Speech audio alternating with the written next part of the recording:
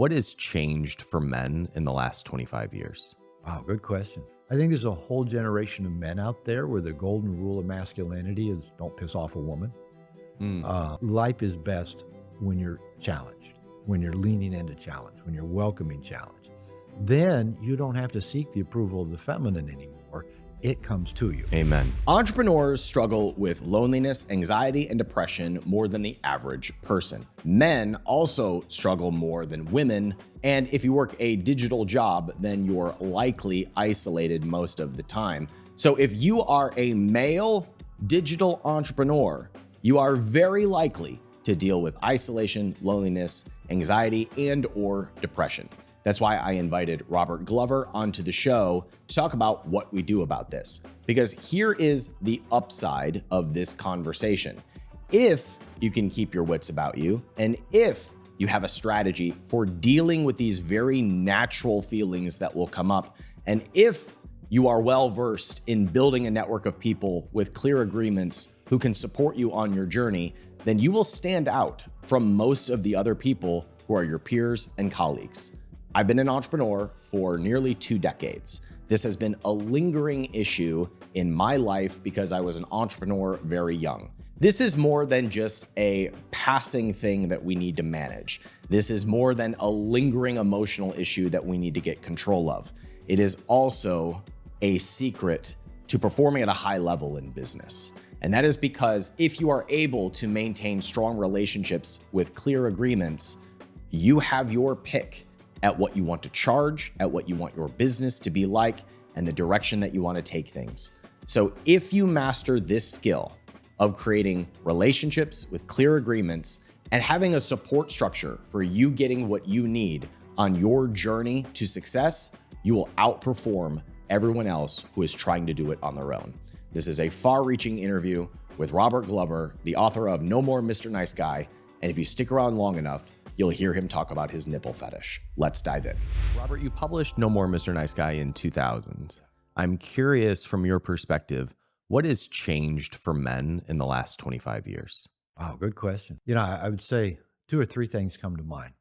One, probably that we're pretty conscious of is maybe the whole lump it under the toxic masculine category. Maybe hashtag Me Too falls into all of that, where all of a sudden it became really a bad thing to be male, to be a guy, to where like I hear parents tell me their 8-year-old sons come home from school saying, "Mommy, Daddy, what's toxic masculinity? Am I bad because I'm a boy?"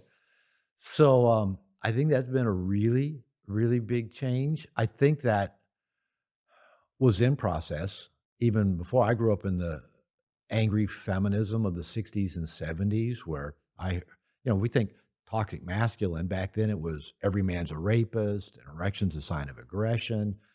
But I think with social media and then just the internet in general, those voices that were there really got magnified and, kind of put into the forefront. So I think this anti-male, anti-masculinity vibe is stronger than it was even when I published No More Mr. Nice Guy, right turn of the century. So I think that's one piece. Another piece is maybe partly due to that. I think there's a lot more nice guys out there now. When I first started working with men around this 30 years ago, when I was working on my nice guy stuff, most of the men I talked to said things about their father, for example, that dad was either not there, parents were divorced when he was young, dad worked all the time, so not available, dad angry, alcoholic, not safe. Now, the majority of younger men, especially, when I talk to them about dad, dad was a nice guy. And makes sense. My son's 39, so he's a millennial, and he grew up with a nice guy dad. And the younger men I talk to now said all that their dad really taught them was don't piss off your mother, because that's what dad was trying to not do either. So I think there's a whole generation of men out there where the golden rule of masculinity is don't piss off a woman. Mm, Um, and maybe that's always existed to some degree, because it makes sense that throughout human history, we're born to a woman. Our earliest caregiver is a woman. We're needy, we're dependent, we're vulnerable. So we need to be on good terms, with the woman, mom, or whoever our caregiver was. We go to elementary school. Most teachers are women at the early grades. So not only to get from second to third grade, we not only have to learn our reading, writing, arithmetic, but theoretically how to please a woman. And Or at least not piss her off. not at least, not do anything At that's least not get gonna in trouble. not get in trouble. And it makes sense that maybe that to some degree has always existed, but in previous times, maybe even just going back World War II, prior to that, is that little boys, once they reach a certain age, they were taken out of the presence of women for the most part. Right. Now, if we go back a few thousand years ago to tribal times, we had masculine initiation. That's what in the tribes where the tribal leaders and elders would take the boys and take them out and put them in a near-death kind of experience. Think of like the movie 300 when the boy's in the cave with the spear Yep. and wild animals out there. That is what happened to young men for most of human history. But even for the last 10,000 years or less that we've been more agrarian. Even if we just look at 2 lifetimes. I mean, Yeah. one lifetime ago, my parents were born in the 1950s. And if you look at one lifetime before then, we're talking about the 1860s, 1870s. Yeah. How much has changed in just 150 years? Well, even in the late 1800s, you still had the men going out to the farms. With grandpa, with Right. papa, with uncles, with cousins. Only So- one generation or one lifetime of growing up in what we would call the nuclear family, and now growing up in what we might call the isolated family, where you don't even have to go to an office. There's 3 or 4 or 5 of you in the same house and you never leave. Yeah. It's a And very different dynamic. The main difference is boys for this last 2-3 generations are not taken by the men to initiate them into the world of masculinity, which means they stay in the world of the feminine, seeking feminine approval.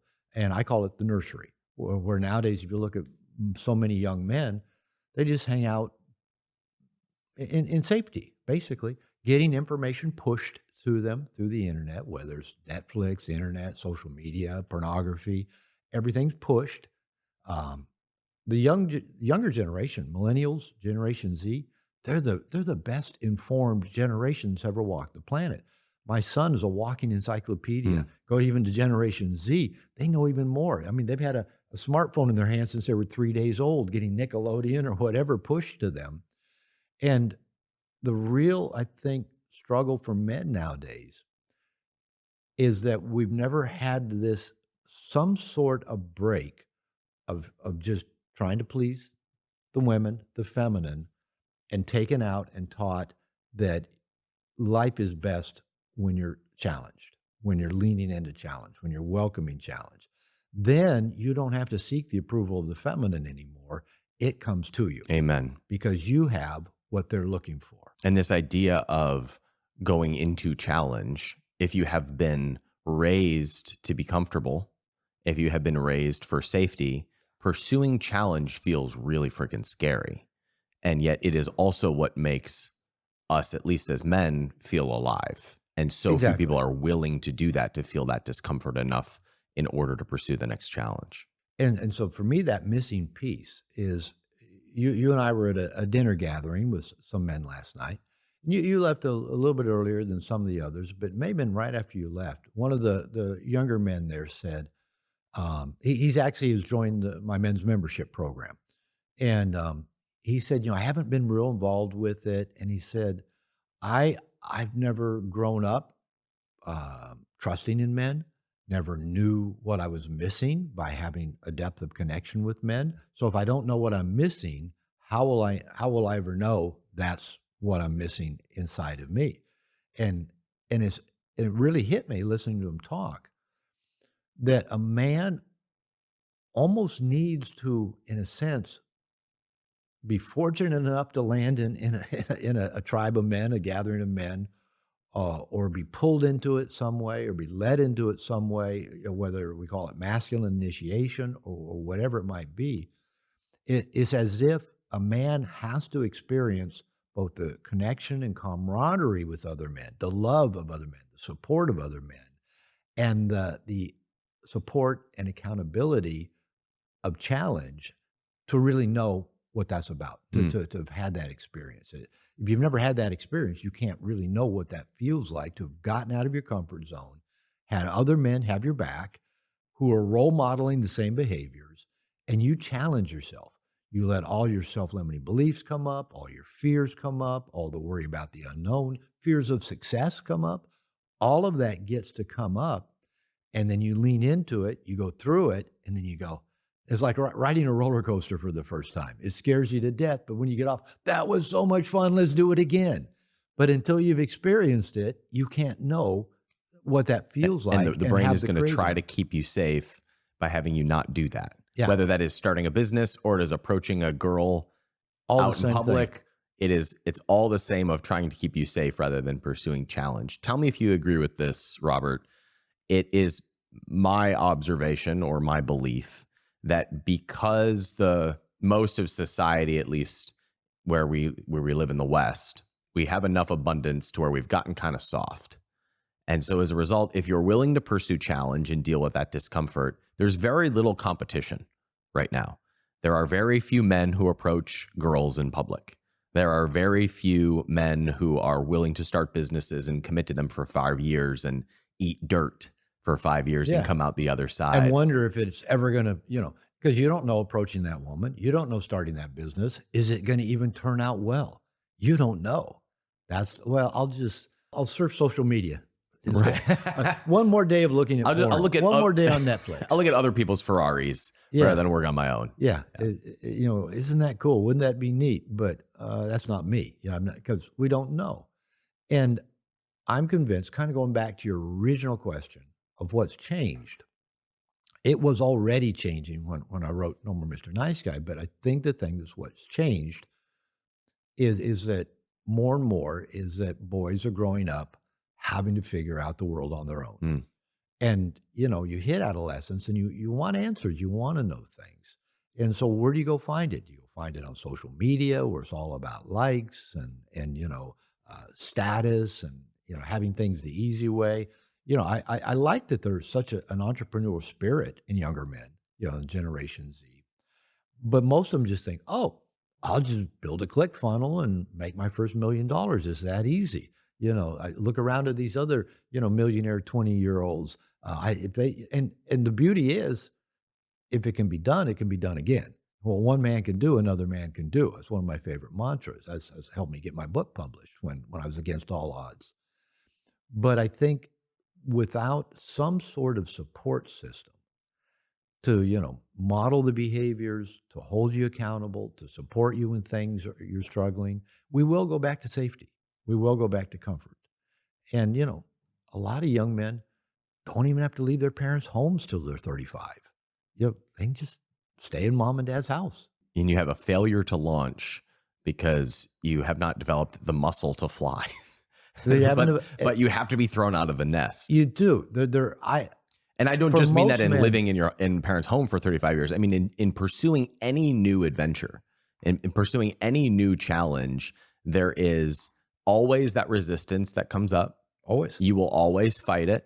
And most people, when you have abundant safety, you will go back to safety. And I like to say that you figure things out real quick when you have to. But it takes a long friggin' time to figure it out when you've got other options. Yeah, because there's other options. I was sharing this last night at the dinner. About 3 years ago, a good friend of mine who actually, I met him when he took coach training in my program, my coach certification program. So he came to a workshop with me. And I mentioned during that workshop, I needed a men's group. I was living in Mexico in a new marriage, feeling isolated, already having struggles in the marriage. And I just knew when I'm at my best is when I have men around me. And so I just said, I got to find a men's group. And he said, well, I'm in one. And so with a guy that's, studied with David Data for 15 years. And we have these retreats. And I go, I'm in. And so I signed up for that. And I think I hold the record for the most continuous years in that program. And this same guy, Ted, I started that in that first year of the new program. I started my own personal accountability and support group with 6 other men that were in the program. I said, let's meet every other week meet on the weeks that we don't have calls for the programs, and let's just support each other. And then I said, I want to do this for the rest of my life. So we all said we're in it for life. And we've been doing it about 7 years. So these guys know me. They know me as well as anybody. When I'm down, when I'm doing well, they know it. They know all the sides of me. And about 3 years ago, Ted said, Robert, I think you need a bigger challenge. I'm going, Ted, what are you talking about? I'm 65. Most men at that time, I'm 68 now. Most men at that age are playing golf, watching Fox News. That's their life, kibitzing about whatever. And I said, I'm living in a foreign country. I'm learning a foreign language in my 50s and 60s. I'm married to a woman 22 years younger than me. I'm raising 2 stepkids that are the same age as my granddaughter. I'm already running a business. I'm doing workshops. I'm doing coaching, and he said, I just think you need a bigger challenge. I could not conceive of what that was. And then about a year or so later, another guy attending one of my workshops said, Robert, I think you need to channel all of your information into a men's membership program. And I go, oh, that sounds interesting. And, I kind of started looking at that. What's that about? And I thought, that sounds like a good idea. So I pulled some other guys together, got my tech guy, and launched my men's membership program. I did not realize how big of a challenge that was going to be. I'm swimming in deeper waters than I ever have in business-wise in my life, and I'm loving it. I have some sleepless nights and some stresses, and now at 68, people are going, Robert, I can't believe you started a new business at 68, and I can't believe how much energy you have and how excited you are and how passionate you are, and I am. I could retire. I could retire on my book royalties, and I'd still want to get up every day and do the things that I'm doing. And if there wasn't a challenge to it, I'm not sure I'd have much of a reason to live. So we need that challenge. We thrive on that challenge. And often we undersell and underestimate what we're capable of. Just like I thought I was when Ted said, Robert, you need a bigger challenge. I go, I got challenges, right and left. And there may still be bigger challenges ahead of me. But that is how the masculine in us thrives and gets excited and gets up every day and puts a dent in the cosmos. It's through that kind of challenge. And I'll just keep coming back to this, though. We need our support systems to help us do that. Trying to do it alone is suicide. And so that's just what I've been preaching is community. We need community of like-minded. I'm primarily create communities of men, but we need communities of like-minded people who will both support us, hold us, and hold our feet to the fire. I always cringe when certain groups of humans call out their specific challenges as if they're unique and special to everybody else. It's like every group has their time in the sun in which they get to broadcast their unique challenges, and everyone gets to feel sorry for them for a little bit. And I see men do that from time to time. Of men have this group of challenges. No one understands us. And I try to reframe that as the opportunity on the other side of that. Sure. There's a selfish reason why. I know that when I'm thinking about the challenges I've dealt with, the challenges that are unique to men, when I feel sorry for myself, I don't want to get out of bed in the morning. But when I think about the opportunity that's on the other side of that, or the fact that, you know what, everybody's got shit and everybody's going through something. And if I'm the one that can accept the challenge to overcome this, then there is abundance beyond what I've experienced to this point. Now I have something to work towards. Now I am fighting for something rather than resisting whatever my unique challenges are. I have something to overcome. And that fuels me. I tell the story of, I feel like I cured my depression in 3 days by just saying, I'm going to get up when I don't want to and go to the gym, and I'm going to fight through it and do things I don't want to do. And within 3 days, I felt alive again. There's lots of forms of depression out there caused by lots of different things. And so, we could have this quick, easy answer. Well, just get out of bed. And, that's not always the answer. But that pity party, I think the answer is get up and do something. Because whenever men come to me, I do not support men playing the victim. That does not serve us at all. So back when I was in private practice, A guy joined one of my groups or came to me for therapy and was complaining about his wife or his boss or whatever. I'd always tell them, you get 2 sessions to complain. After the second session, done. No more complaining. It's like, what are you going to do different? What can I support you in changing and challenging? And same thing. I remember when I started working with nice guys, and they'd come in, they'd all want to complain. Yeah, the whole media is anti-male, and you can't watch a sitcom on TV where the guy's just a bumbling idiot, and the woman and kids are all so smart than him, and blah, blah. And the guys, I'm going, can it? Don't want to hear it. Yeah, that stuff's in the media because it sells. Apparently people watch it, right? And it'll come and go. But as soon as men get into that poor me, I'm a victim to my wife, I'm a victim to my job, I'm a victim to the economy, I'm a victim to even to, all the, what is it, DEI, diversity, equality. As soon as we start playing the victim role, we're toast. We're toast. There's no way forward. So let me ask you about what seems to be kind of a paradox to me. One of my favorite lessons that I've heard you teach is about needs, about getting your needs met and communicating your needs and doing it from a place of strength, not a place of neediness. So what is the balance? It seems kind of paradoxical of, I'll just tell you of communicating your needs while also not being a victim. So we'll go after the balance word. Okay. So what's the difference of having needs, communicating needs? And playing the victim. Of casting this idea of, well, men are portrayed in this way, but at the same time we do have needs that we don't communicate. Okay, we're human. Humans have needs. All living things have needs. And what I tell the people I work with, and nowadays is almost all men, we were born needy, vulnerable, and it was our parents' jobs to recognize our needs and meet them in timely, judicious, and consistent ways. But as adults now, their job's done.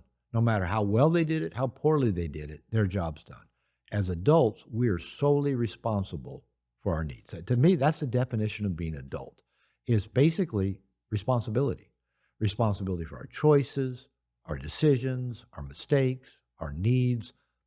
That's being a grown-up. Yes.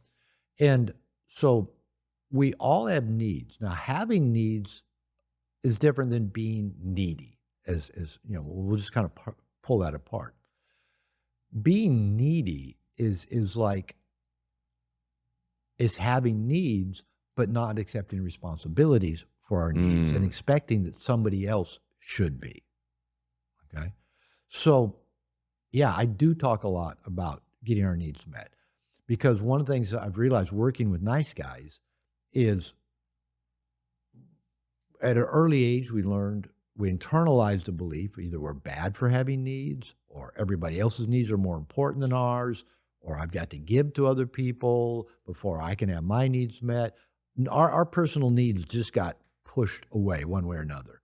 A lot of nice guys grew up taking pride in being needless and wantless, never a moment's problem. My dad was the needy one. I don't want to be like dad. Or my brother was the needy one. I don't want to be like my brother. So we almost get this badge of honor for not having needs, but we're human. We've all got needs. And I had to start consciously both working at making my needs a priority, giving to myself, surrounding myself with people and resources and systems that want to help me get my needs met, and then letting them and practicing receiving. And that's all several steps I've been working on throughout life. And those are the steps that I work with nice guys. So we have to begin by just acknowledging what are our needs and wants. And guys will want to, parse that apart and get intellectual. What's the difference between a need and a want? I don't give a fuck. Cares? Who cares? If it's important to you, if you need it, want it, value it, honor it. Okay, it doesn't matter. I'll share with you how I've practiced this, because I noticed kind of a loop that I was falling into at one period of my life where when I felt attachment to a male friend or someone that I respected, I would either try to solidify the relationship via business, immediately say, how can we work together? Okay. Or I would put that person on a pedestal because I didn't have enough connections in my life, and I would almost go into like people-pleasing mode with a peer. And so the way that I started practicing this was when I would have a colleague and I could see that we were starting to become friends, I would start to communicate, hey, it seems to me that we're starting to become friends. Here's what that means to me. Are you cool with this? Which was really weird and uncomfortable at That's first. great communication. And at the same time, the guy on the other side would be like, wow, that's actually really helpful. And also, I just want to make it clear, we don't ever have to do business together if we're friends. Like that, we can take that off the table. If it happens, it's fine, but it's okay if we're just friends too. And all of a sudden there was an agreement between two consenting parties of what this relationship looks like, which on paper seems both obvious and trite at the same time, but it was very freeing to be able to communicate, this is where I stand, this is what I think is happening. Are you cool with that? Are we on the same page? All right, great. Let's go have a beer. Yeah. And it changed the dynamic between the relationships that I have. I think that communication of the status of a relationship is kind of a lost art because we have lives where we're friends with everyone we work with, but they're all on social media and there's no real defined connection about where this person fits into my life. Would you agree that that has kind of been lost, and as a result we're feeling maybe more isolated than ever? Well, isolation, probably a lot of things. But yeah, I love that communication. I love the clarity of it. I call these, what you're talking about, cooperative reciprocal relationships, CRRs. They're cooperative, meaning that everybody involved gets something of value out of it. We're cooperative because we both want to be here. It's reciprocal in that we both get value out of it. Now, you and I have a CRR. We both agreed I'd come out to your house, sit down at your table. We would do this interview together. It's reciprocal that we both get some value out of it. I'll get some visibility from my work, my books. Maybe you get more viewers, more likes, more subscribes. And we just have a connection with each other. Right. There's multiple layers of value to it. And you're right. Rarely do we sit down and define what are all of those. And so one of the practices I teach men is about creating what I call these CRRs, and there's about 3 steps to it, to really look at what resources do we have in our life right now, what do we need or are missing in order to live a full, complete life, to fill our bucket, to take responsibility for getting our needs met. And the third part is, what relationships do we have that maybe are no longer cooperative or reciprocal, that we either need to have a conversation about, renegotiate a contract, or just cut it off altogether because it's not serving us.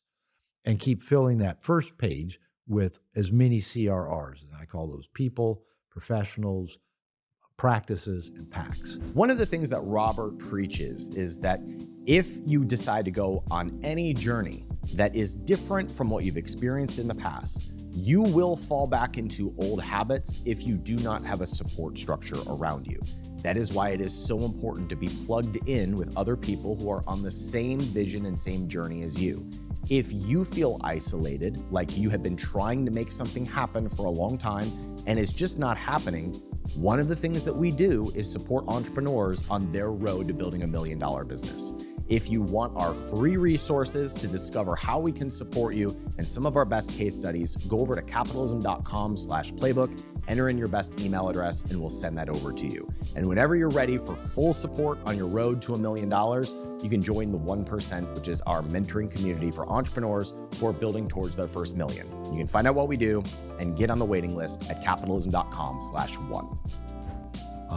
So your friends, your associates are the people that are on that page 1. Those are the people that help you get your needs met, to help you fill your bucket, as you help them get their needs met and fill their buckets. It's a reciprocal, transactional relationship without the scoreboard.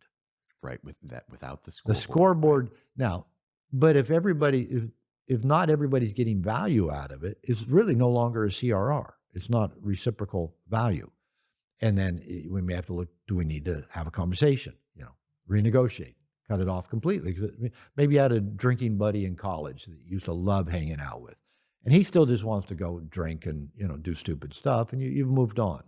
And you still like the guy, you care about him, but you don't get anything out of it anymore. Well, you may need to move on.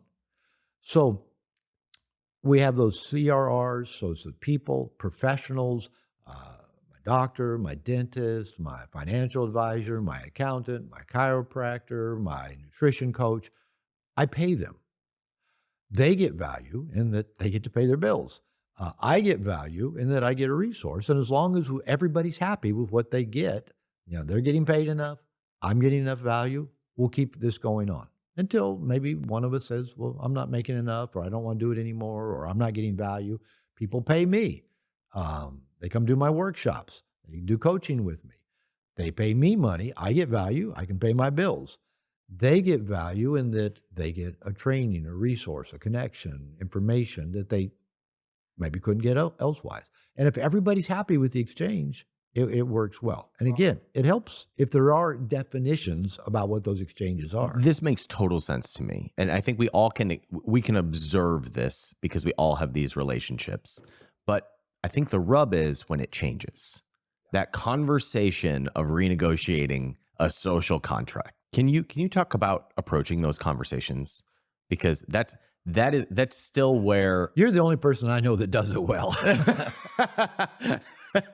I'm not even proud of the way I've done it with my stepson. This is I have practiced them, but they're still really hard. Yeah. And I think the difficulty is, at least for me personally, is there's a concern of disappointing someone.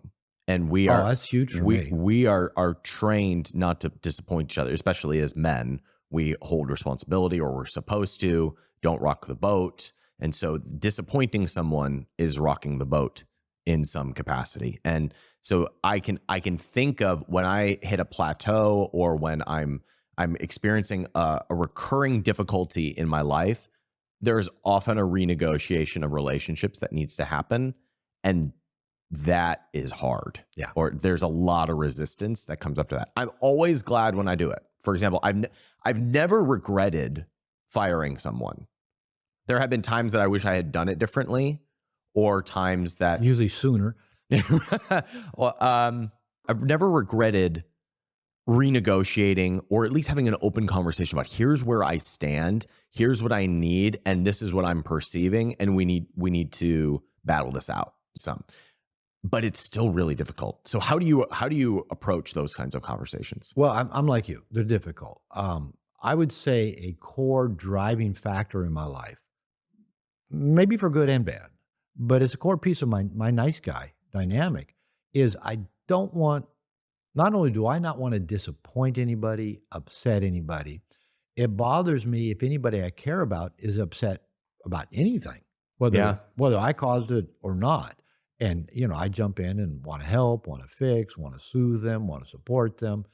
And that can be a valuable trait, and it can also be codependent and borrowed functioning and enabling and not loving. And so it is a piece I've had to learn to really pay attention to. Am I like helping somebody out purely because they're unhappy, uncomfortable, in distress, and that distresses me? So I'm trying to manage my distress. Or am I avoiding those kind of conversations you're talking about? Because not so much that it's going to make them uncomfortable, but it distresses me, right? And so I've said to men for a long time, when guys say, well, I don't want to hurt anybody. I said, no, you're covering your own ass. You don't want to feel uncomfortable. You don't want to feel anxious. So that's why you avoid doing the things that hurt people. Mm-hmm. But here's the paradox. When we do these things where we don't step up and deal with things head on, don't have the conversations, don't set a boundary, whatever it is, we actually end up hurting people more than if we just had that upfront conversation about things with love and respect. And again, I'm not good at it either, mainly because of my own anxieties. But like you, every time I've done it, and hopefully done it before I let resentment build up and I came off in a pissed off kind of way, that usually doesn't produce a lot of constructive change, or people usually don't hear their part of it well when you're pissed off. So if I can either soothe myself enough or deal with it before, I let it build up and get pissed off, it's usually productive.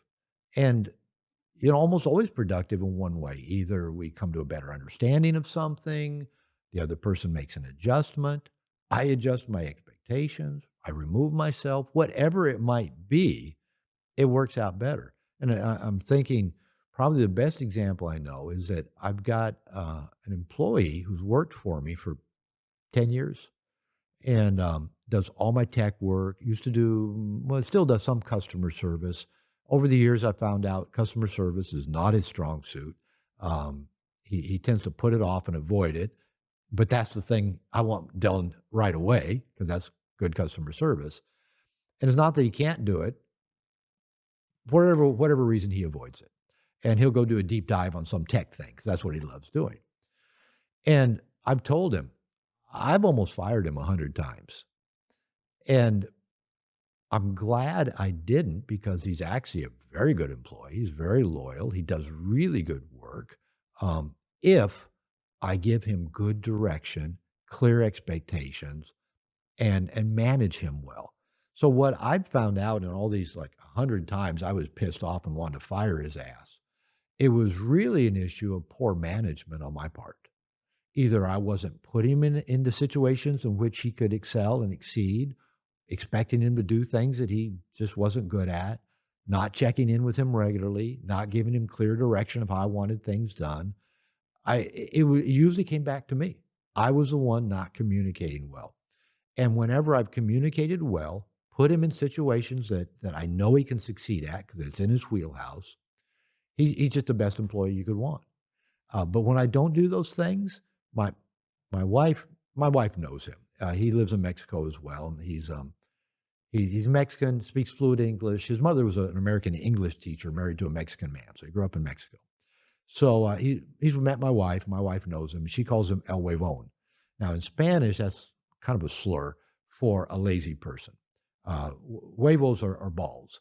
So so in male culture, if you're sitting around scratching your balls, you're a lazy person, a huevón.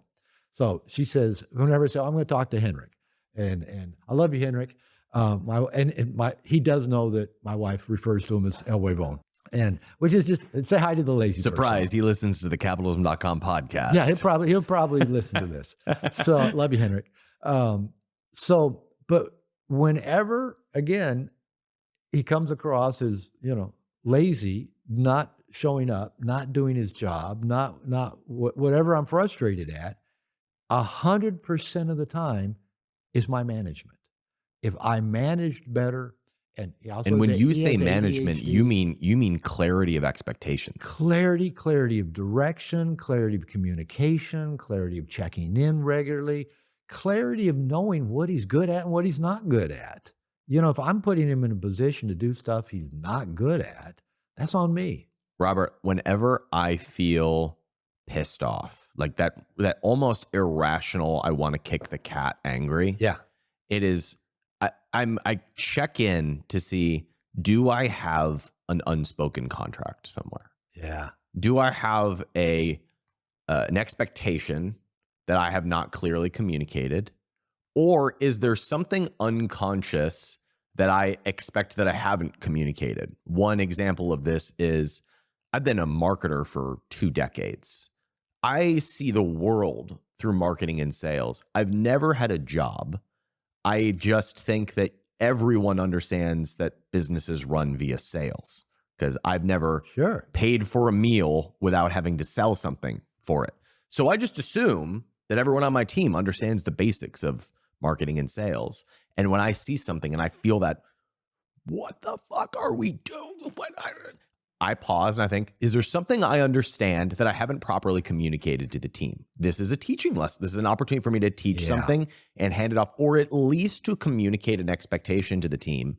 And if the team can't meet it, then we've got a talent gap somewhere and we've got to go ask for help from someone. If I feel that way with one of my children, how can you not clean up your room? How do you leave all this shit? It means that I have not sat down and said, hey, what defines a good morning, kids? It means making your bed, brushing your teeth, and making sure that all your shit is put away. So there's every time I feel that twinge of just irrational anger, I know I have something to communicate. And I start to have empathy for the men who get really resentful in life or deal with chronic anger because I can see why they have not developed the skill of communicating what their needs and expectations are. Yeah. I'd like to know if you agree. Oh, I'm smiling. I came across a quote recently by Neil Strauss, and I love it because it addresses He's what the greatest living writer. it addresses what I call covert contracts in No More Mr. Nice Guy. But he said, unexpressed expectations are premeditated resentments. It's good.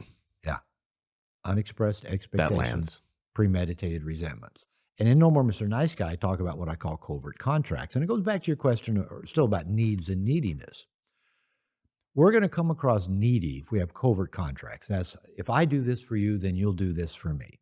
And so we're always doing for others, hoping that they will do back. They'll read our mind and give back to us without us ever having a conversation. When I became single in my late 40s and started dating for the first time since college, I was terrible at it before, but I've been married for 25 years. If I got a woman, I stayed a long time because I didn't know I'd get another one. And so I got out in the dating world, and I got pretty good at dating and met some great women. And I started doing something, kind of going back to your conversation about expressing, your expectations. That if I dated a woman more than a few times and it looked like we're going to keep seeing each other, I would tell her. I said, if we keep seeing each other, here's what you can expect of me. So I laid out what she could expect, who that she would know who she was dating, what she was getting involved with. And I would tell them, if we keep seeing each other, here's what you can expect. I'll be conscious. I'll pay attention to me, to you, to us, what's going on. I'll be honest. Everything I tell you will be the truth. You'll never find out anything that I didn't tell you or that I told you that was not correct. I'll be transparent. I'll tell you what I think, what I feel, what I want, where I'm going, what I expect of you. And I said, I will set the tone and lead. I'll show up with a plan. I won't burden with you. What do you want to do tonight?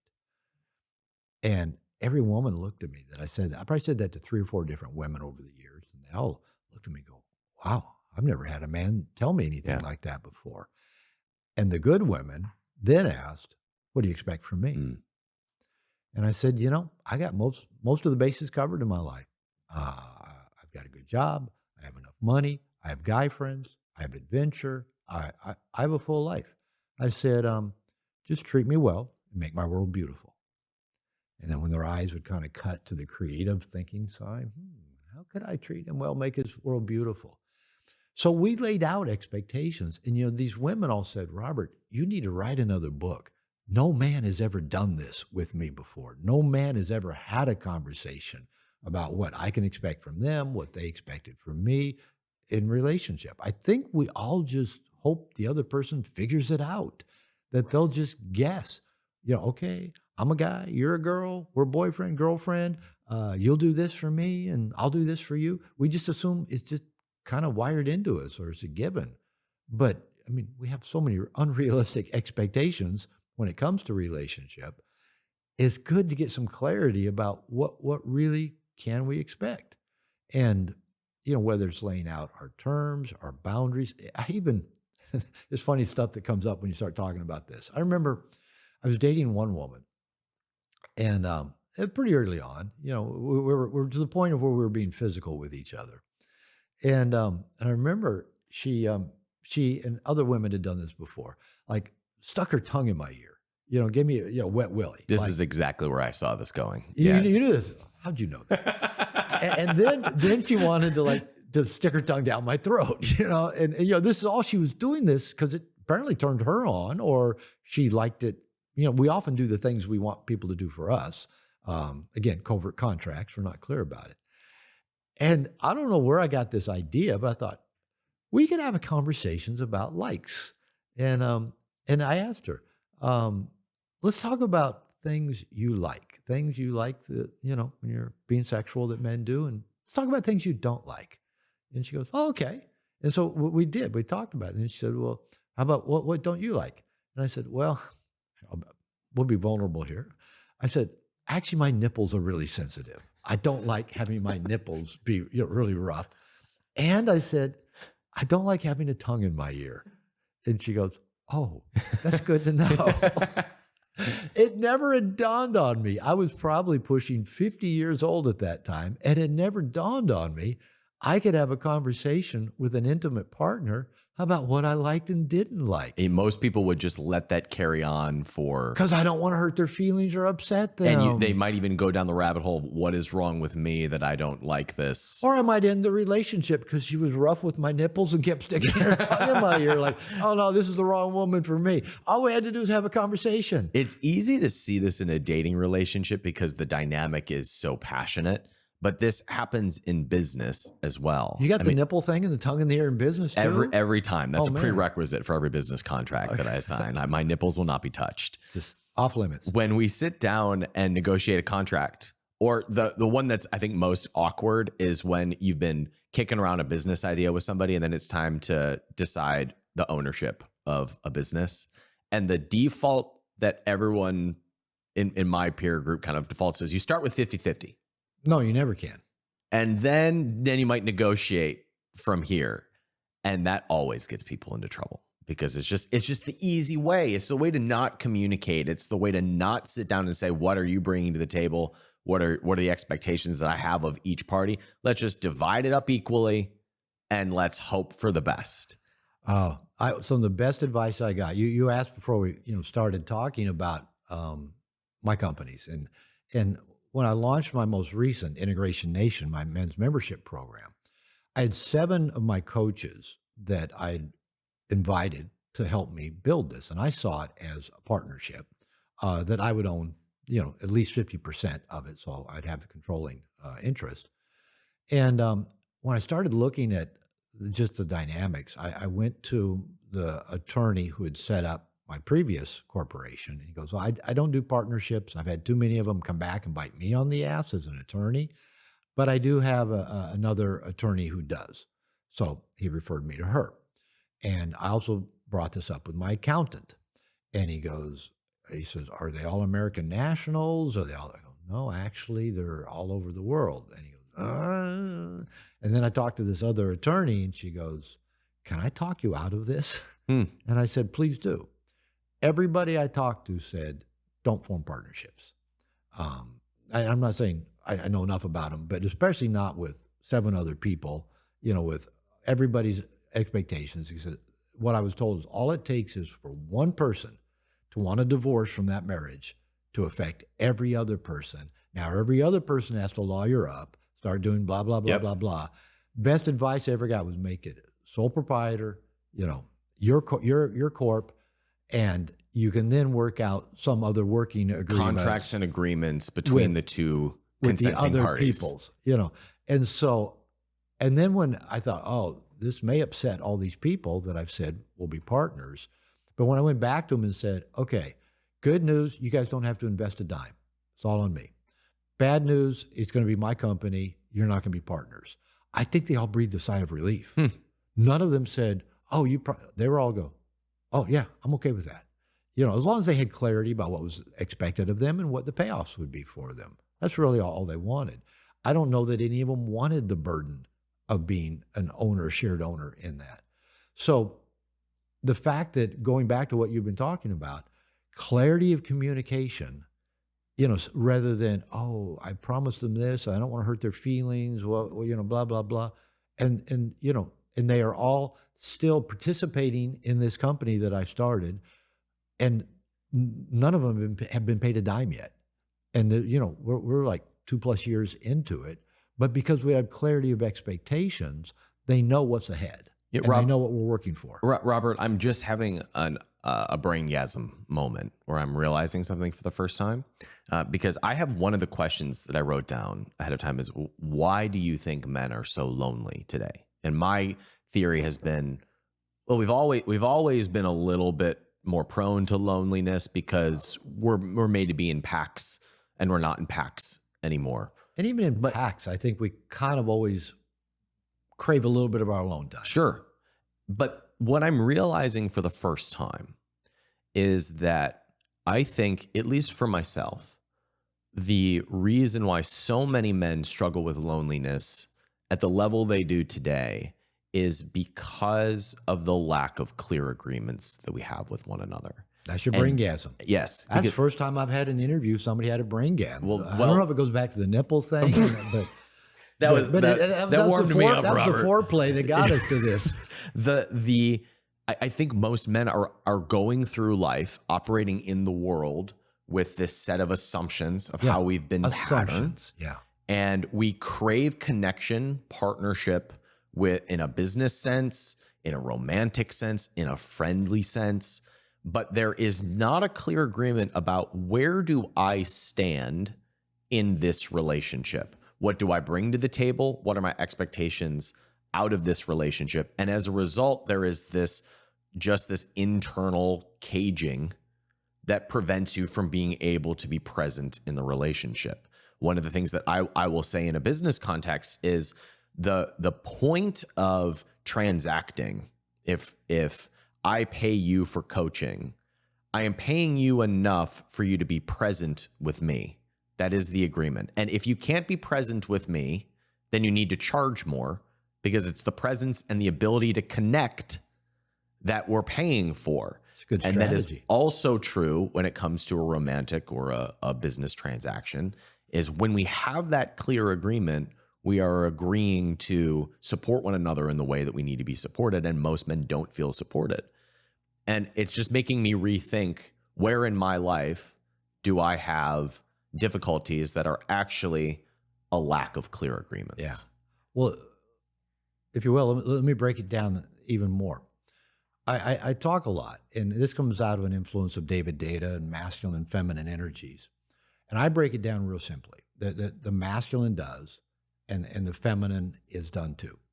And so the masculine in us, as we've talked already, is activated by challenge, is internally validated through challenge.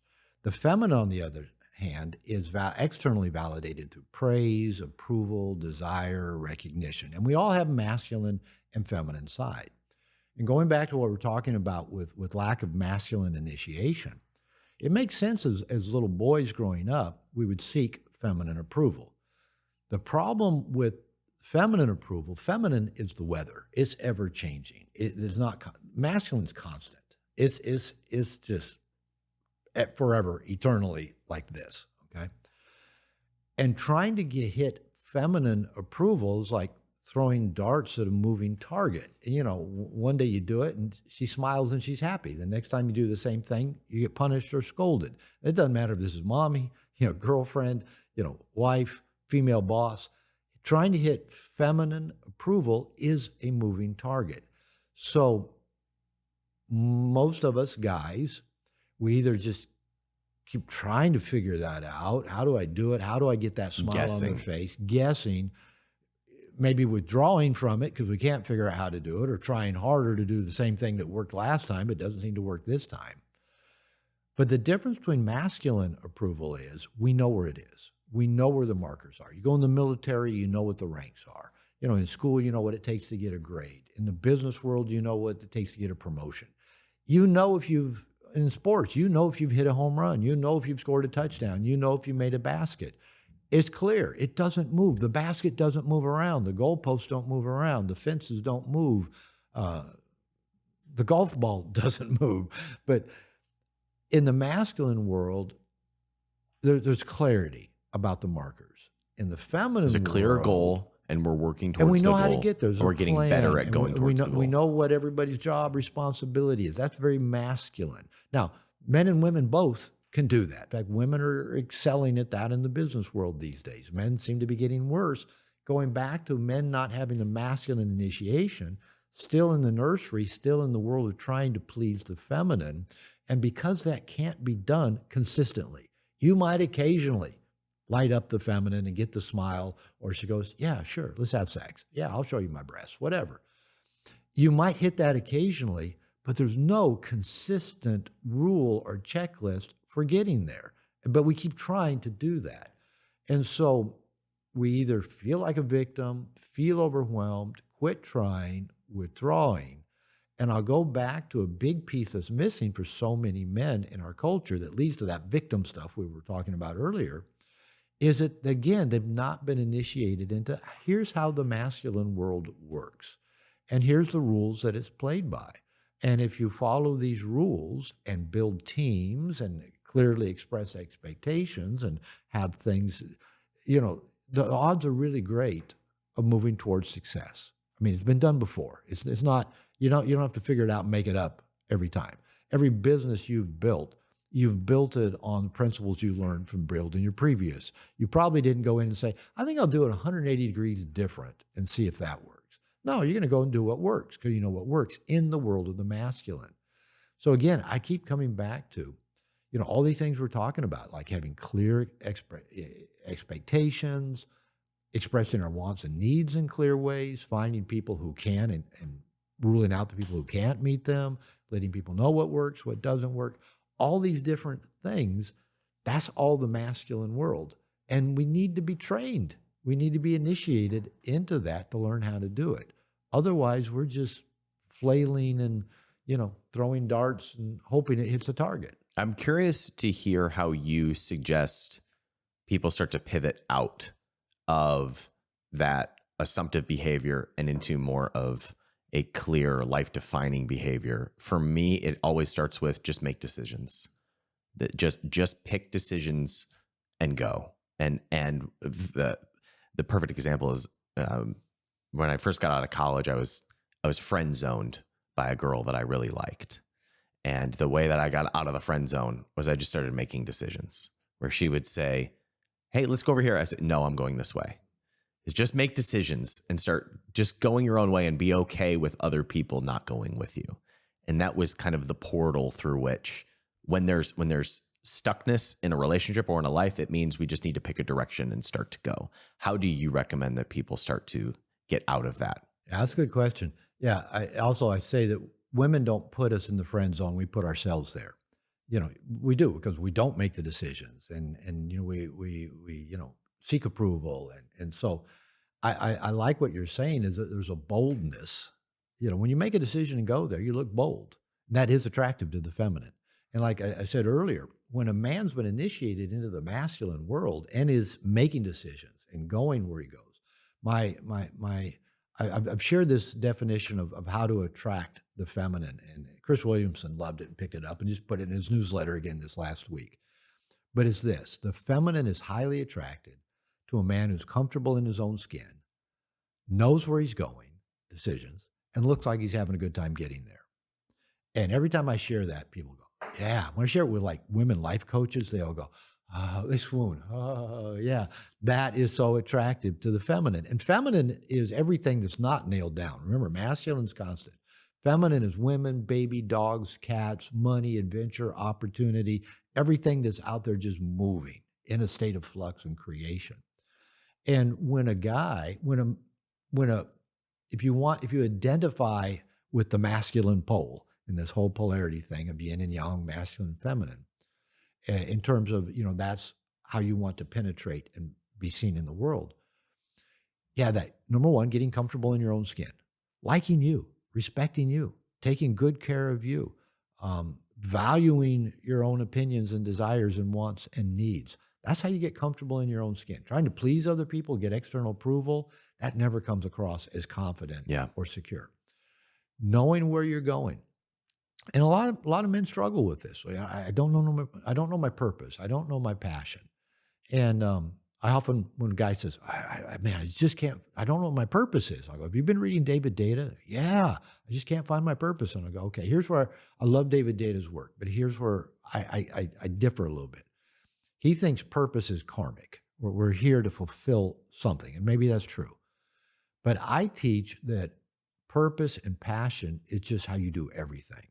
You look like you trim your beard with a little bit of purpose and passion. You paid attention. You showed up with consciousness when you trim your beard. What if you do that in all things in life? How you make your bed in the morning, how you brush your teeth, how you pay your bills, how you drive, how you interact with your partner, your children. What if we did them all purposefully, passionately, consciously, fully in the moment? I think if you start doing those little things every day with purpose and passion, I'm a big fan of making the bed in the morning as well. Flossing your teeth daily with purpose and passion. That all of a sudden you notice you're doing that in every way. And that is highly attractive to the feminine. And it is also highly attracted to the masculine, because the masculine it recognizes mastery, right? And so doing everything with purpose and passion is a masterful way to live. And the feminine will not only be attracted to that, so you don't have to go seeking feminine approval. You don't get put in the friend zone. The feminine goes, I want what you got. I want to be close to you. I want to be around you. I want to get on your train and ride the direction you're going. So we don't have to pursue anybody's approval, anybody's recognition. Again, that masculine is that internally validated through masterful action.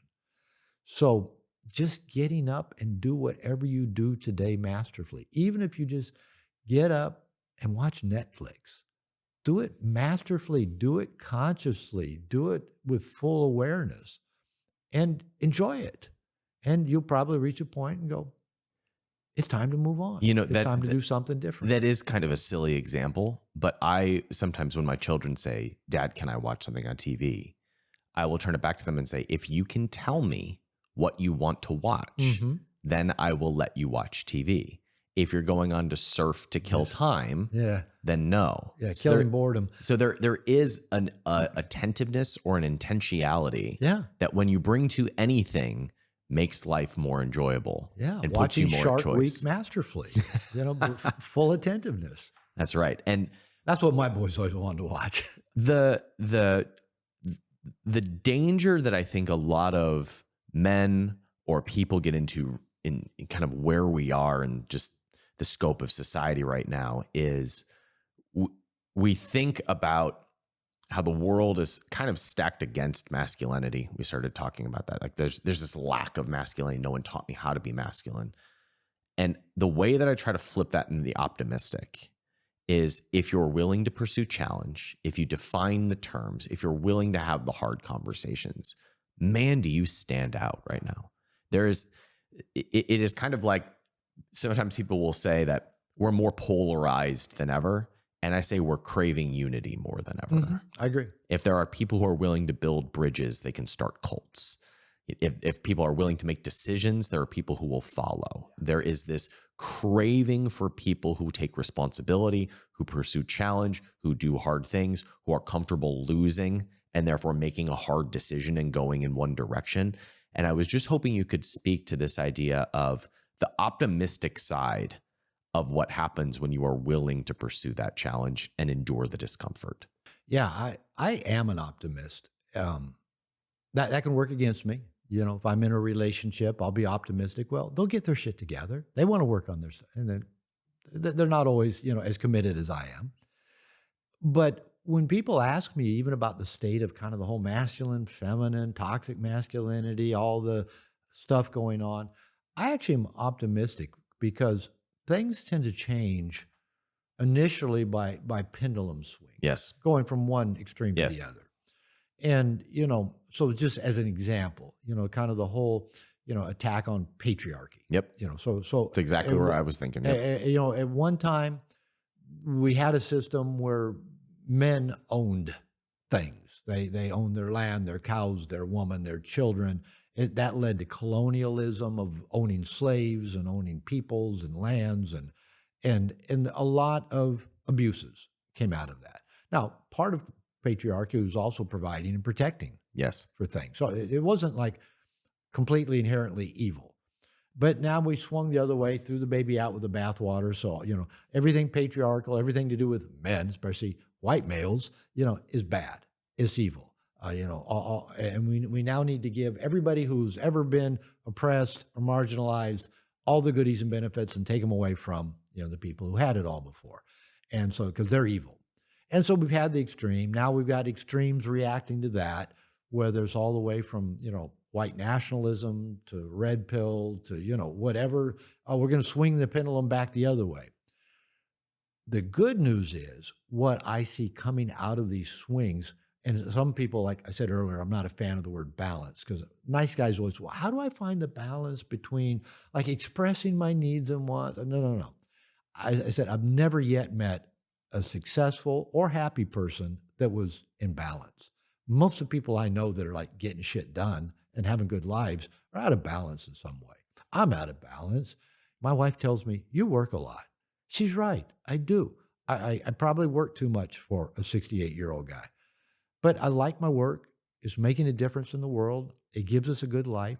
My wife actually has a great respect for me. I don't think she's known that many men in her life that work that hard. Robert, I'm enjoying this, but you're right on. You're playing just the tip with me on this point of the pendulum swings. Are we talking sex again? Or Well, ever since the nipples, I just can't get off it. all right, I'll give you more than the tip. So what happens is I see that we're not just going to swing back the other way. We're going to go up. We're going to raise this thing up to another level. And you're talking about that unity to where, okay, we don't have to fight each other. We don't have to have one culture fighting another, one race fighting another, one gender fighting another. And I think that's going to come out of the good leadership. I agree. Of the things we're talking about, of men who refuse to play victim, that don't go, well, it's not fair, I'm being attacked, who refuse to play victim, who can embrace both their masculine side consciously in the way that they penetrate the world, penetrate the feminine, get things done that are meaningful, and embrace their feminine side in that they open to connection and the flow of love and feeling for those who have been hurt. And I think we're rising I up. agree. And it's not going to be this battle anymore. I think it is going to be people seeing the benefit of what happens when we get integrated, basically, where we quit having divisions and we can, as a man, I can integrate the masculine side of me that can consciously get things done and make a difference in the world, and integrate that with the feminine side of me that can be open and creative and spontaneous and loving and playful. All of those find a place. And I think the world finds all of those pieces attractive and wants more of it. One of my heroes is Gary Vaynerchuk. I've known him on a somewhat personal basis for about 10 years. So I've got to know him enough to see behind the curtain. And the thing that I admire so much about him is he is clearly defined in his aim. He is public about that, willing to lose, and also kind. Mm-hmm. And that to what me, a nice mix. That to me is integration. That is someone who has defined his path, knows exactly where he wants to go, clear in his expectations, willing to fall on his own sword if he loses, take responsibility for those losses, not blame anybody else for those losses, and is kind in the process. Yeah. To me, that's how I want to live my life. What is there not to like? And that personality, I think, wins. Yeah. In what you're saying with this pendulum swinging, what comes out of that is I think that you will start to discover that it is that personality or that constructed human that ends up leading into the next generation, leading into the next innovation. And so we will stop chastising that. We will honor it when we see it.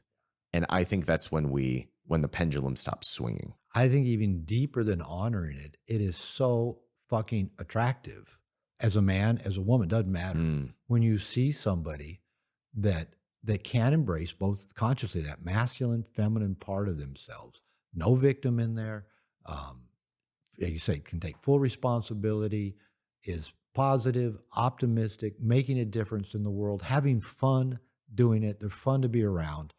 Yeah, that's a magnet. That attracts men and women both. People want more of that. And I think kind of like any initiation, it's hard to be initiated into something you can't see. To just be told, all right, we're going to take you out and help you face your fear of death and dying and, being attacked. But what does that look like when you get to the other side? Oh, we have nothing to show you. But if you can actually see people personifying and manifesting what healthy initiation and integration could we go into that a little bit more? Yeah, that's attractive. We have something to shoot for now. I have struggled myself with once I get to a plateau or a mountain, seeing the next mountain of okay, you accomplish a goal. We get real miserable when we don't have a clearly defined aim. So the next mountain is kind of overwhelming sometimes. It feels that way. So what I have chosen to do is during those times, that's when I just practice doing hard things. It's when I build the muscle of building capacity to be able to withstand challenge so that when I feel clear about what that next challenge is, I'm ready for it. How do you suggest that people get through those periods? Well, let me throw another piece into that. And I'll keep, reverting back because I primarily work with men, going back to the masculine part of ourselves. And again, I'm not conflating that with male, but most of the men I work with do identify as masculine. I'm actually pretty feminine, and you have some feminine sides to you as well. Most of us do nowadays, and that's good. It's beautiful. Was it the beard trimming that did it for you? Was that the trigger? It's just, your eyes beautiful, your eyebrows. I mean, there's work. Wait till you see my nipples, Robert. Yeah. I'll be gentle, I promise. So you're the one getting us off track, man. So the masculine thrives on challenge. The masculine, especially when it rises and meets it masterfully, usually in the presence of other masterful men, other masterful players, let's put it that way. When you ask why are women attracted to rock stars and sports stars and stuff like that? It's typically because the feminine loves to see masterful men doing something well. I got to see the Rolling Stones live a few months ago. I'd never seen them live before.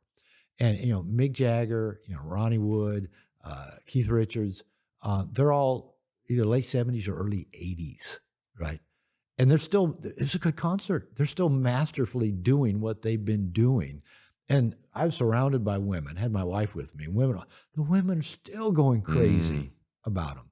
They go crazy, the sports figures. And it's not just that a man does something masterful. It magnifies when masterful men are performing well together, right? Again, I'm using a lot of gender here, but the feminine is drawn to that. Now, I don't think that the masculine, if you look at it in just purely yin and yang energetic terms, the masculine masterfully meets challenge so that it can rest in nothingness. Challenge solved. We're done, right? And David Data says, in the masculine error is to think that someday it'll all be done and I can rest, and my woman will be happy and stay happy. My company will be running well and it'll keep be profitable running well. and it'll stay profitable. Yeah, I don't have to do another thing to it. I built the machine. The machine will keep running. And then the next challenge comes. So what I tell men, that in general, I don't think we have to go looking for the next challenge. I don't think we have to go looking for purpose. I've never even asked myself. People say, Robert, you're so lucky. You live with purpose. You're making a difference in the world. You've created a job that pays you well. You can live in Mexico. You've got, a young wife, blah, blah, blah, blah, blah. And they go, how did you discover your purpose? And I go, I never went looking for it. It tended to find me. And it usually found me in challenge in relationship, challenge in business, challenge in health, challenge in something I didn't understand that I wanted to know more about. And what I'm processing and wrote down as you were saying that is, if I don't know what my purpose is, or if I don't know what challenge to pursue, I'm avoiding something. Maybe not.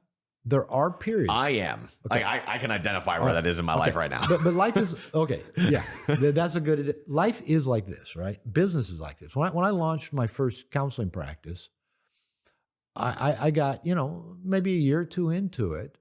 And even though it wasn't as big as I'd like it to be, I realized at a certain point, it will always be pretty much like this, but just maybe different scale. It'll always have some times where I'm just working my ass off, like, I've got more work than I can handle. And there'll be times where'd everybody go? Dating's that way. I found that out. Sometimes I didn't have enough time to go on all the dates with women that wanted to date me. And other times I'm going, what? Do I have leprosy? Is it the nipple thing? How come women don't want to go out with me anymore? Life is like that.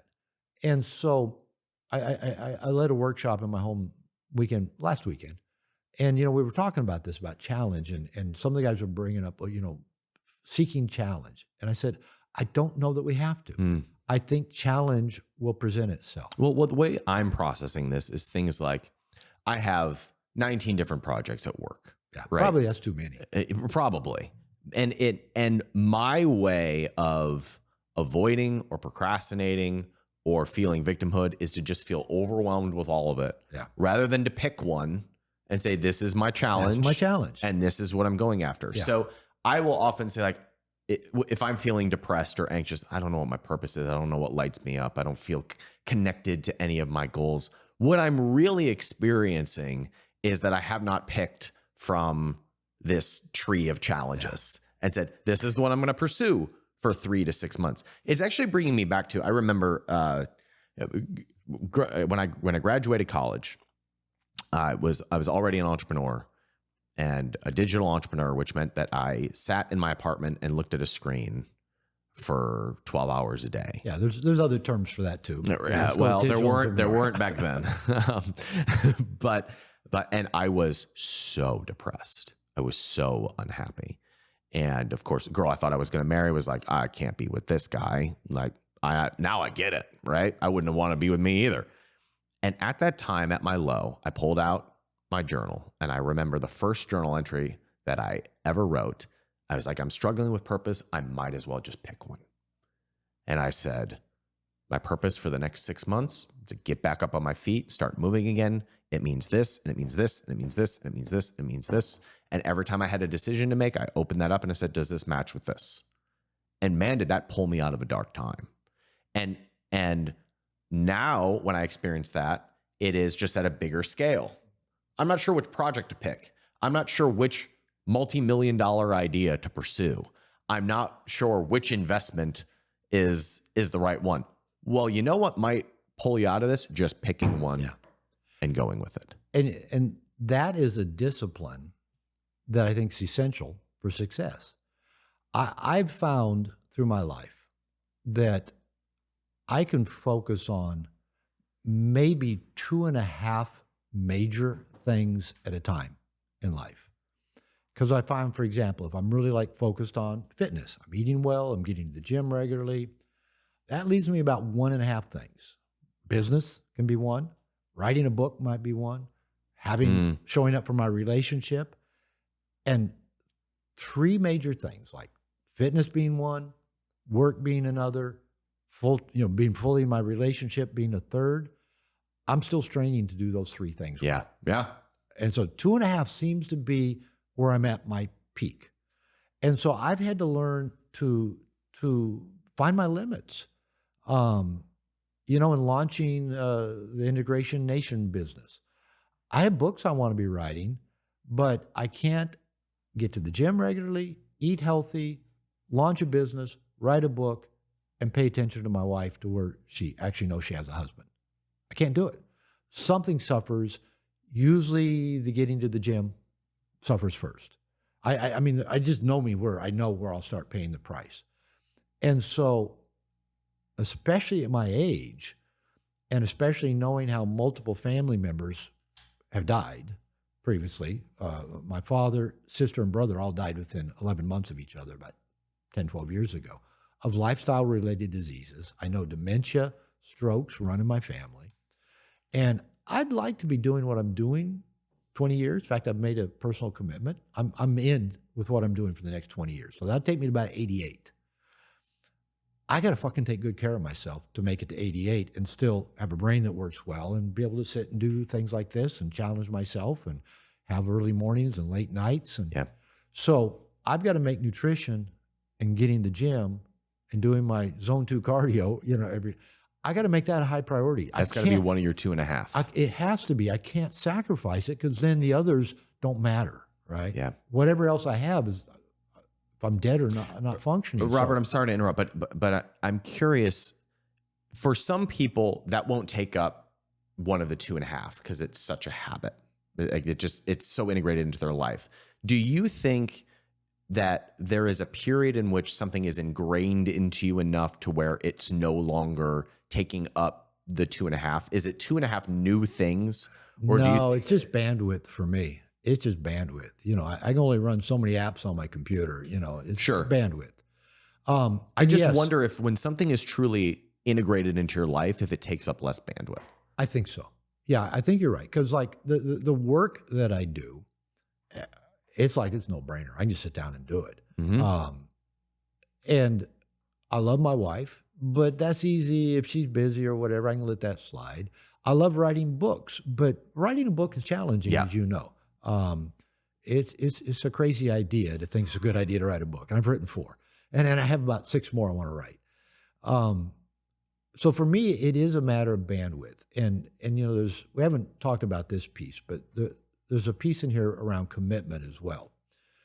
I've said that commitment is only necessary for things that don't come easy or naturally for us. Like sexual monogamy has to be a commitment because it actually doesn't come easy for humans. We're not wired for it. And for me, like my wife's a gym rat. So if she doesn't go to the gym, she's in a funk and in the dumps. She'd rather be in the gym 2 hours every day. We have a gym in our house.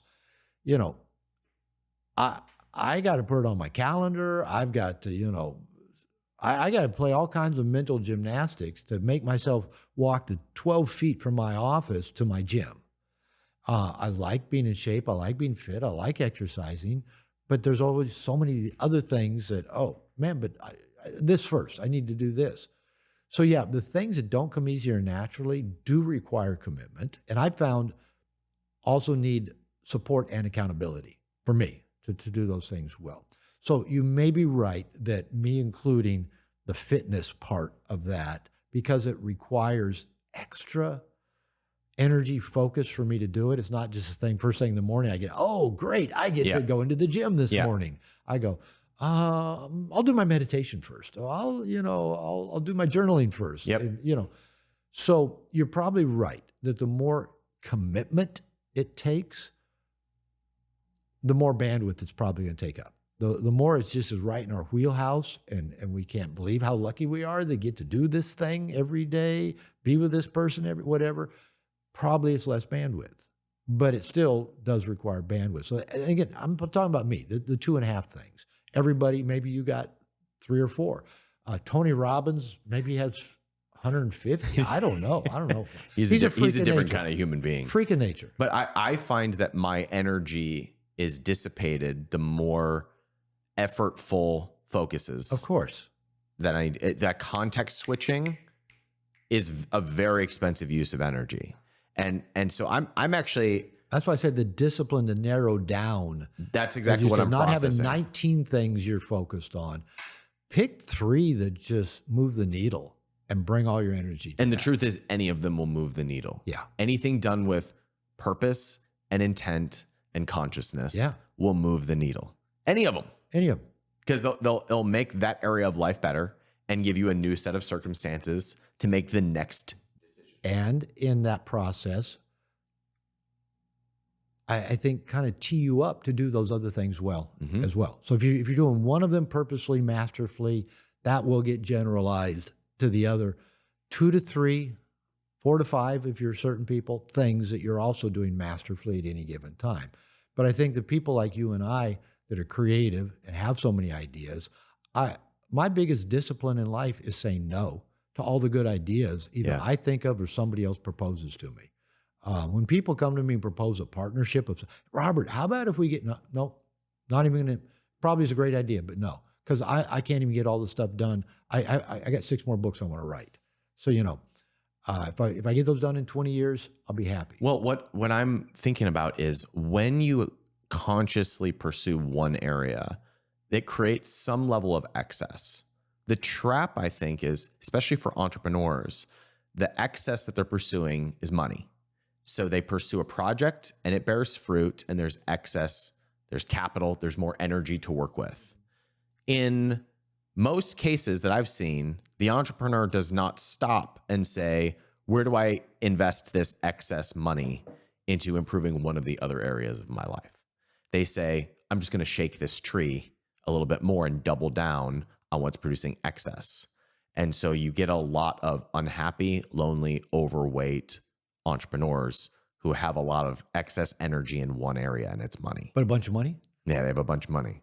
Okay. What's wrong with that picture? Yeah. Right. But so like, I think the fix is to take where there is excess, and now you can invest that into one of the other 2.5 or 3.5 areas. You know, something that we haven't talked about yet that I think is part of that, maybe that new breed that we're talking about, that, you know, consciously really connects that masculine, feminine energy. A part of this is also through service and generosity and giving back. That's one thing I do like about Tony Robbins. You know, he just talks about, you know, I started listening to his book on money, Winning the Game. And it said, make money so you can serve. That's what it's for. And we'll kind of go back to, talking about when we're in the dumps and we're not feeling motivated and we don't know what's wrong. This week, I've kind of been waking up just feeling low energy. I mean, I'm hanging out in Austin, Texas. It's a great place. I'm getting to do interviews. I love it. My relationship's well, but yet I'm still kind of low energy and kind of waking up feeling I don't know what it is. So another thing I've learned to do is I check in with what I call my key ingredients for a great cake of a life. And I've found for me, and again, even trying to do all 5 of these at one time can be challenging. I need challenge in my life. So I need to be leaning into challenge. I need regular strenuous exercise. I need good guy friends. I need to be hanging out with my bros. I need some sort of spiritual process, whatever we might call that. For me, that's meditation, it's journaling, it's just quiet, still time with my dog, And I need service. I need to be giving back. So when I do get like I'm low energy or just kind of waking up and going, why am I down? Why am I kind of sad? Why? I'll check in. Where am I out of whack? Am I leaning in challenge? Well, I pretty much always am. Am I regular strenuous exercise? Well, it has been, a week since I really got a good workout in the gym. Connected with my guy friends. That's usually, those are the two. Either I'm not doing a regular exercise or not connected with the guy friends. Usually it's not always the meditation but sometimes I'm off track in the spiritual part. And then there's the service part. And I think they're all key ingredients. And if we don't need to keep them all at the top, but they need to be in a floating balance of some sort. And where I'm most likely to get out of whack is in approval seeking, looking for validation somewhere else, trying to make somebody happy, trying to solve somebody's problems. Those aren't on the key ingredients of great cake of a life. So approval from others is not one of the key not ingredients. One of the key ingredients for that great cake. But since I know for me what those key ingredients are, I can check in. So kind of going back to what you're talking about, it seems that the excess, as you call it, whatever the fruits of our labor are, is how can we bless our life, bless other people's lives with that fruit? Because why else are we doing it? I mean, when you get to my age, I sound like an old person now, but at 68, and I've had a couple brush with death, one very near-death experience that the doctor didn't find the tumor that was blocking my small intestine, that nobody seemed to be able to figure out what was wrong. I would have died. I was close. And I'd surrendered into whatever is killing me. I might not know, and I might die. But, when you kind of get towards this stage of life, and you look at, okay, I've got a home that I bought and paid for in 3 years. I'm remodeling it. I'm building businesses. I'm creating this, creating value, building 401ks I may never would take money out of doing. And then I go, why? I'm going to die. That's all just going to be sitting in a bank somewhere. Sitting, somebody else is going to be living in that house. So you actually do start questioning, why do I keep doing this? Now, hopefully you don't question that at 35 or 40. That should come a little bit later, of why. And at some point, I start realizing, how do I live my best life based on the fruits of my hard work, but also how do I distribute the assets I have in ways that are meaningful? Not just, so that my kids can drive a nicer car or whatever, but really in a way that's meaningful in this world. And I think maybe that's even a piece that if you watch most people that have really made a big chunk of money, at some point, whether it's the Warren Buffetts or the Bill Gates or the Tony Robbins or others, you notice that they kind of the one of the top things on that list becomes, how do I give back? Yeah. How do I give back? Because if it's really all just about, here's another challenge, here's another way after you've met enough challenges and made enough money, you can do it. And so, yeah, there might be challenge in doing it in a different way than you've ever done it. But after a while, you go, okay, been there, done that. I know I can do it. It's kind of like, when I was out dating and got good at dating and good at, having sex with a lot of women. I went through what I called my integrated man whore phase. And after a while, I go, okay, I can do it. I can get women. I There's can nothing get left laid. to prove here. Yeah, nothing left to prove. I think I kind of like the idea of just limiting myself and having sex with one person I really care about. So you kind of get to a point where once you've figured this shit out and you've done it well and done it masterfully, it's kind of like a different kind of challenge comes in. How do I live more meaningfully in this world? How do I show up more in my relationships? And it's kind of, so I don't know if that answers your question about what do you tell men who've got this excess, but I think there's enough role models out there to show that you find ways to start giving it back. I want to close with a selfish question because you brought up. I'm a big fan of selfishness. Great. Then I'll be selfish for a minute. It seems to me that No More Mr. Nice Guy is, I think, one of the best-selling self-help books ever at this point. Man, I have no way of knowing that, but I do know it's lasted longer than most. Yeah, it's still relevant. You're still doing my podcasts royalty about it. checks keep going up every year. Okay, so phenomenal. that doesn't happen. That's a most perennial books. seller, Yeah. right? I have a book that has done fairly well. Goes up every year. About 350,000 copies sold at this point. But it seems like part of the length of success from No More Mr. Nice Guy has been that you have consistently done interviews and made connections and getting better at teaching what you teach over and over, continuing to sharpen that sword for 25 years. Yeah. 25 years ago, there were no podcasts to go on. I'm still hustling. Okay, that's my question is as you have continued to plant these seeds for 25 years, do you see a correlation between that bearing fruit because you've got more connections, you've got more name recognition, and more books being sold? Do you see a connection there? Yeah, it's kind of like the phrase, the harder I work, the luckier I get. One thing I do say to entrepreneurs, because every young guy's got this dream of being an entrepreneur. The word entrepreneur didn't exist when I started my first business. It's what I wanted to do. But I tell people, you better love the hustle because that part never ends. Doesn't matter how many good ideas you have, how many click funnels you build, you better love the hustle. And I do.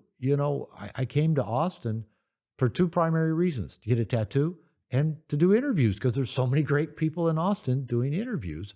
I love doing the interviews. I do. I love it. I never met you before last night. And most of the people I do interviews with, I never meet. We do them on Zoom. So I love it.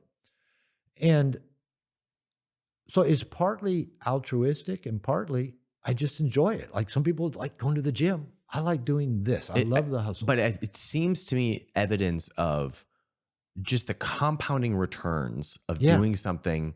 Good way to put it. Compounding returns. Of doing something consistently for a long time. And whether you did it consciously or not, the book to me is an example of everything we've talked about up until this point, which is for a short period of time, it was one of your 2.5 things. Yeah. Meaning for about 6 or 7 years. Writing a book? Okay. Yeah. So for 6 or 7 years, that was one of your 2.5 things. 3 years trying to get it published.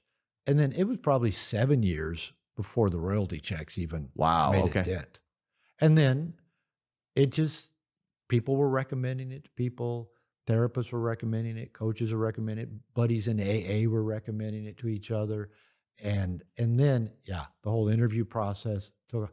It was the hockey stick. It was slow, and then it did go like that. It continues to climb. I love hearing stories like that more than I like hearing stories of the things that just take off.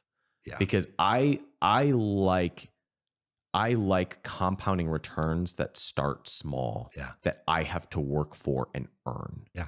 Because like going to the gym. First of all, I can control that because I can control my inputs. And second of all, I think we value it more when we have earned it from that. And I think my generation and the next one is so attracted to, allured by, tempted by the fast win, the viral video, the product that hits, the 20-year-old millionaire, the thing that just smashes, that as a result, they don't develop the habit of doing something for a long time that creates a compounding return that allows them to I'll sign off have on that. long-term victory. Yeah. And I think that's why, if you can keep your wits about you in today's world, which looks like choosing a few things to focus on and working at them and planting those seeds and watering those seeds. And surrounding yourself with good people to Yes. help you do it. If you're able to do that while everybody else is pursuing the fast distraction, those are people that win. And I think those are the people that become that next generation that we look up to. Yeah, I agree. Robert, it's great to see you. Thank you for being here. Thank you for your work. Thank you for the invitation. This has been great. It is kind of a paradox that we go out on our own as entrepreneurs, and yet we only really know who we are and where we create value when we're in the context of other people. That is why relationship management and managing ourselves in the context of relationships is kind of a lost art or a secret skill that most entrepreneurs don't develop, but the ones that do tend to be the ones that get ahead. As you grow, this skill becomes more and more necessary for you to get to the next level, because as you grow, you will pass other people who used to be in your support network. You will need a different level of support than what you've become used to up to this point. That's why this skill is so necessary. If you need some help being supported on your road to $1 million, the best place for you to dive in is to download our free resources over at capitalism.com/playbook.